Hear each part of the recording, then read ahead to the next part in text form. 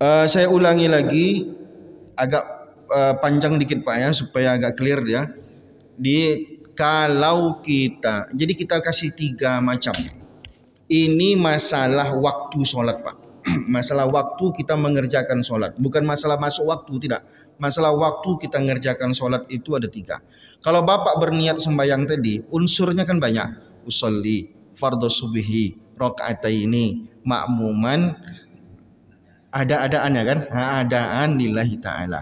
Adaan ini artinya apa? Adaan ini artinya sholat dikerjakan pada waktunya.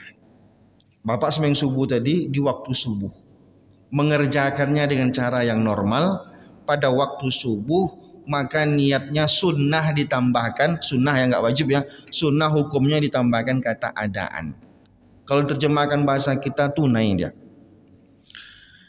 Kalau waktunya sudah tidak ada, habis waktunya, misalkan subuh sekarang habisnya sampai pukul 5:55.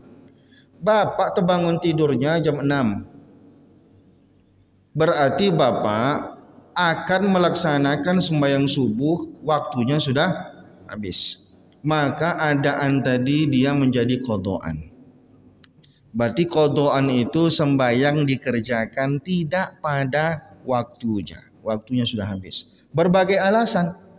Bisa jadi ketiduran, bisa jadi kelupaan, bisa jadi karena memang dulu memang madah, tak sembahyang gitu ya. Banyaklah alasannya. Ya, ada orang yang macam-macam lah gitu ya. Ya kita ini kadang manusia buat salah segala macam, balik bertobat.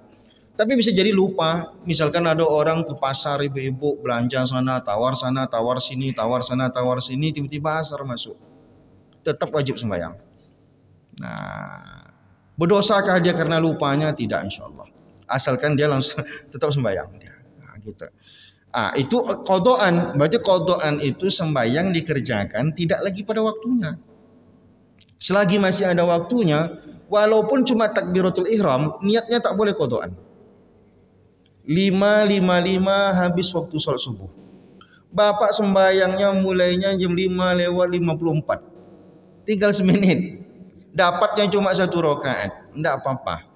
Walaupun haram hukumnya tapi sah. Ini namanya waktu haram. Waktu haram itu artinya kita sholat tak sampai selesai, udah masuk, udah habis waktu. Itu haram namanya gitu. Tapi sholatnya sah. Berdosa kita iya, tapi sah.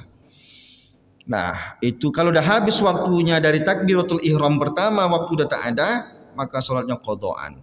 Itu bedanya dengan i'adatan tadi, mengganti tadi sholatnya udah dikerjakan pada waktunya. Subuh tadi kan Bapak ada sembahyang tadi. Ternyata Bapak sembahyang subuh ini tak berwudu misalkan.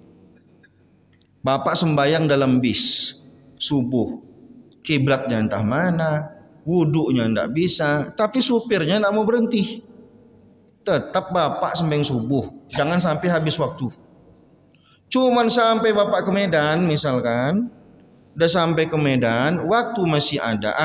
Sampai Medan, waktu udah habis, misalkan sampai sana jam 10, wuduk lagi yang betul, sholat lagi, ulang balik sembahyang tadi. Sengaja aku sholat subuh 2 rakaat mengulang karena Allah Ta'ala. Berarti bedanya qadhaan itu sholatnya memang belum dikerjakan, waktunya udah habis. I'adatan tadi sholatnya sudah dikerjakan tapi tak sah, diulang balik. Gitu dia. Ya Pak. Dan mengulang itu ada 2 macam. Ada yang mengulang sunnah, ada yang mengulang wajib. Mengulang sunnah yang mana? Dia udah sembahyang sendiri di rumah. Sholat sembahyang sendiri dia di rumah. Keluar rumah orang masih sembahyang berjamaah di masjid. Sembahyang balik dia. Ikut jamaah. Ini sunnah hukumnya. Tak sembahyang pun, tak diulangnya balik pun tak apa-apa. Cuma karena supaya dapat pahala berjamaah 27 kali lipat, dia ikut lagi dia sembahyang. Ini mengulang sunnah namanya. Yang saya jelaskan tadi itu mengulang wajib. Yang ini mengulang sunnah namanya. Kalau mengulang wajib, sembahyang yang tak sah itu mengulang wajib itu. Ini sholat untuk nolong orang lain istilahnya. Jangankan Jumatan. Saya pergi ke masjid ini, rupanya terlambat. Orang tak ada lagi sembahyang. Udah berdoa semua dah. Saya ke masjid ini pengen berjamaah. Maka saya tak mau melewatkan kesempatan untuk mendapatkan pahala 7 kali lipat. Saya kenal sama bapaknya. Bapak sembahyang, Pak. Udah. Sembahyang lagi lah, Pak. Yuk, bantu saya biar saya dapat berjamaah. Ah, itu boleh. Ya, tapi tak semua orang mau kan. Tapi mana tahu yang kenal kita gitu. Entah anak-anak kayak kenal kita kan berjamaah sama anak-anak kan sah itu. Nah, yuk nak sembahyang lagi. Yuk. Nah, sama kasus seperti cerita bapak tadi. Di masjid bapak terus sembahyang. Cuma sebenarnya ibu-ibu kan tak mesti nunggu bapak-bapak untuk berjamaah, itu pula masalahnya. Nah, tapi kalau bapak ni mungkin ibu-ibu ni tak ada yang pandai jadi imam, ketakutan semuanya, ya bapak ni nolong lah supaya ibu-ibu ni berjamaah. Tapi sebenarnya tak mesti gitu. Maksud tak mesti itu ibu-ibu itu tak mesti nunggu bapak baru berjamaah. Karena ibu sama ibu-ibu pun boleh berjamaah. Caranya kan tahu, caranya itu ibu-ibu itu maju dikit supaya beda saf dia dengan saf jamaah.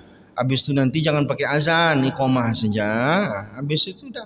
Suara jangan dilantang-lantangkan, suaranya pelan-pelan aja, yang penting semuanya dengar. Dah, sah sembahyangnya. Nah, gitu. Nah, jadi boleh kita yang membantu orang supaya dapat berjamaah dia, dan kita mengulang sembahyang lagi. Ya, sunnah hukumnya. Tak mau kita membantunya, tak sampai berdosa kita. Nah, gitu ya. Misalkan jangankan apa ya istri kita di rumah gitu. Dia pengen pula berjamaah. Tapi kalau ada anak laki-laki di rumah yang belum baligh, dia udah bisa diajak berjamaah, ibu. Kita punya anak nih, umur 10 tahun, sembayangnya udah betul, wuduknya udah sah, bacaannya betul. Jangan setiap hari suruh ke masjid dia.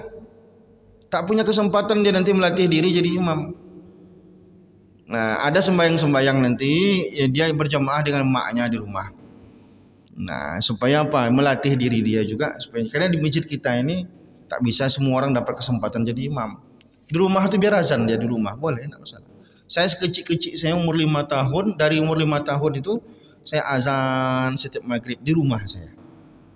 Nah, azan. Karena azan itu boleh di mana saja, enggak ada persoalan. Kalau kita sembahyang di rumah azan enggak ada masalah. Sembahyang di hutan sendiri kita azan tetap sunnah hukumnya. Nah, tapi udah balik dia, udah suruh dia ini.